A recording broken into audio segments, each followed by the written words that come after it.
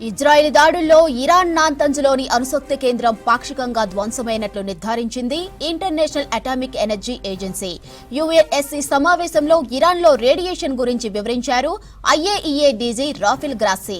నాంతాజ్లోని uranium నిల్వ చేసే భూగర్భ ఇంధన శుద్ధి కర్మాగారంపై ఇజ్రాయెల్ దాడి చేసిందని, దీంతో అది పైభాగంలో డ్యామేజ్ అయిందని చెప్పారు. అక్కడి నుంచి రేడియేషన్ వస్తుందని, అయితే దాని ప్రభావం కొంతవరకే ఉందని చెప్పారు. అక్కడి ప్రజలకు, పర్యావరణానికి ఎలాంటి ముప్పు లేదని చెప్పారు. క్షేత్రస్థాయిలో వివరాలు తెలుసుకునేందుకు తాము ఇరాన్తో సంప్రదింపులు జరుపుతున్నామన్నారు రాఫెల్.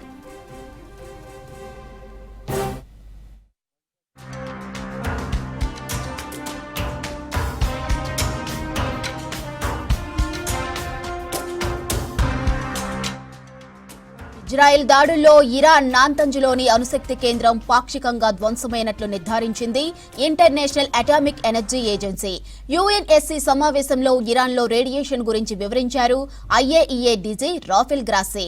నాంతాజ్లోని యురేనియం నిల్వ చేసే భూగర్భ ఇంధన శుద్ధి కర్మాగారంపై ఇజ్రాయెల్ దాడి చేసిందని, దీంతో అది పైభాగంలో డ్యామేజ్ అయిందని చెప్పారు.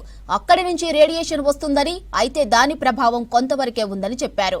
అక్కడి ప్రజలకు, పర్యావరణానికి ఎలాంటి ముప్పు లేదని చెప్పారు. క్షేత్రస్థాయిలో వివరాలు తెలుసుకునేందుకు తాము ఇరాన్తో సంప్రదింపులు జరుపుతున్నామన్నారు రాఫెల్.